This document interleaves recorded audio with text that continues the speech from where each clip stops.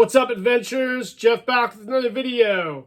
Well, if you're a fan of the G.I. Joe Classic Collection line of figures from the 90s and into the early 2000s, today's your lucky day.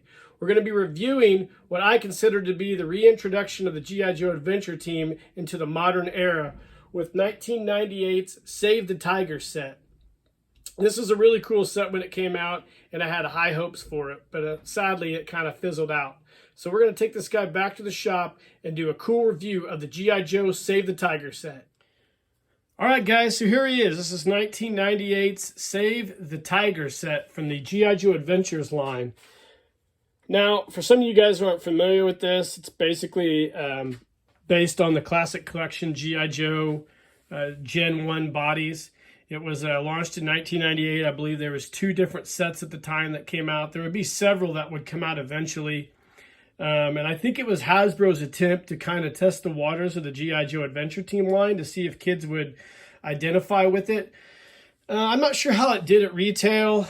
I didn't see a lot of these sets, but the first 2 I have, and I have a few of the others. And I know I'll try to find, as I go through the sets that I have, I'll try to find an issue of the G.I. Joe Collector Club newsletter in which they focused on the unproduced sets for this line.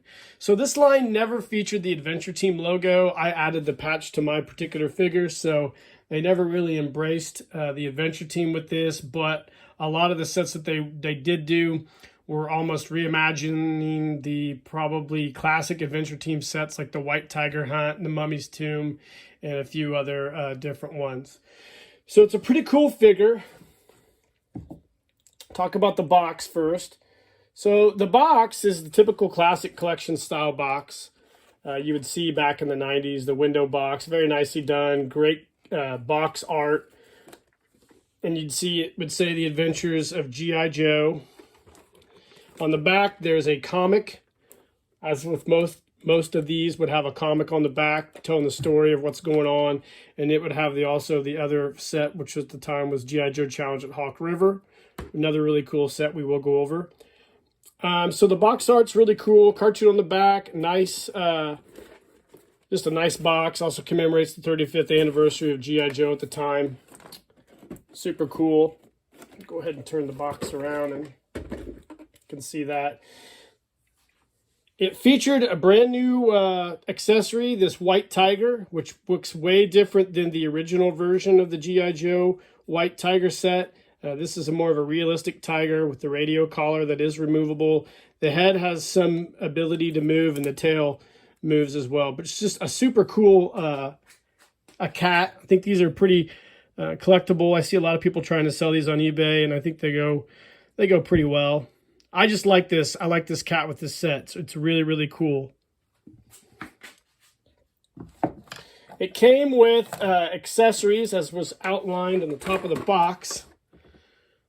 Tiger, which we just saw, the tracking device, a stun gun, a camera, a safari hat, radio, and binoculars.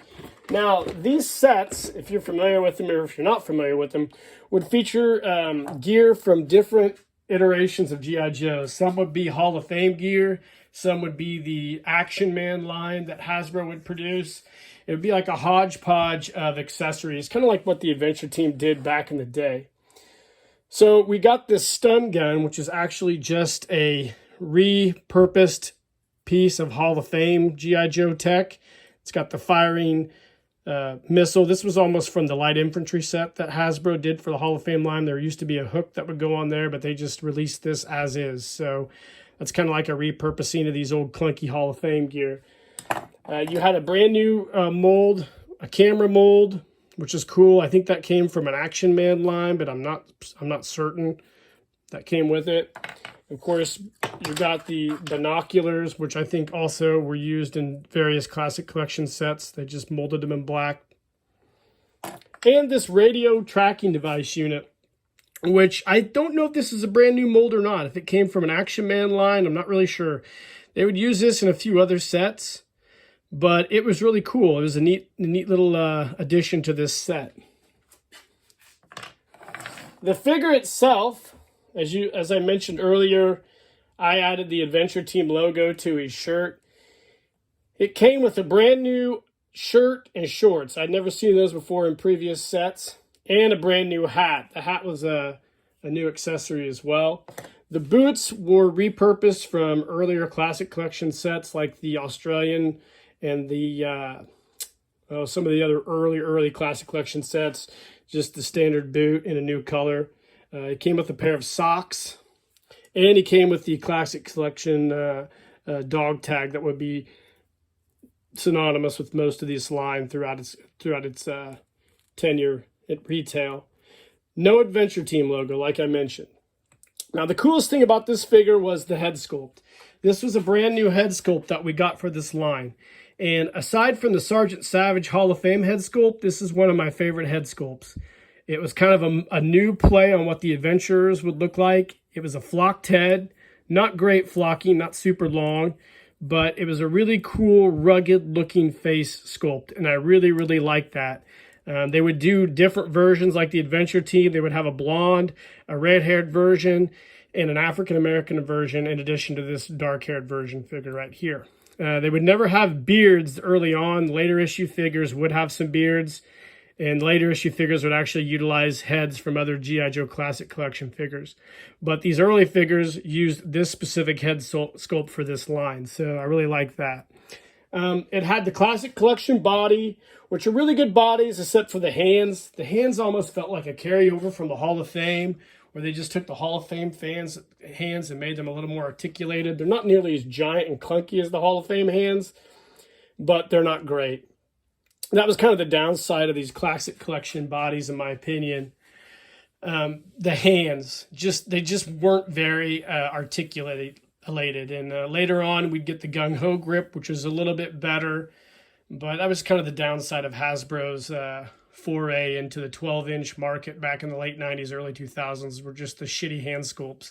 Now, towards the end of the 12-inch line with Hasbro, their hand sculpts would get better, especially with their G.I. Joe Valor vs. Venom 12-inch line of figures. The hand sculpts would get a lot better, but it was kind of like too late by then.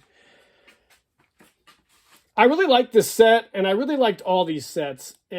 The thing about some of these were, especially this set here, this was kind of Hasbro's first foray into PC culture. As you guys are aware, the first White Tiger set was called the White Tiger Hunt, and you got the G.I. Joe with a cage and a hunting rifle. Well, obviously, Hasbro was trying to get away from that type of stuff, so we went to saving the tiger, tranking him or stunning him, and putting a radio collar to track him. They went more of a conservation style figure rather than a hunter. Whatever. I don't really care. I get it. But I really like this figure, and I really like this line, and I was really upset that it really didn't take off. Now, I want to do a real quick bonus portion for this video that I think you guys are really going to enjoy as well. A lot of you guys might be aware and might not be aware, when this set came out a little bit later, Hasbro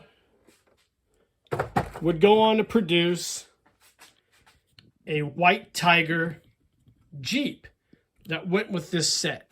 Let's back the camera up here a bit. It was basically a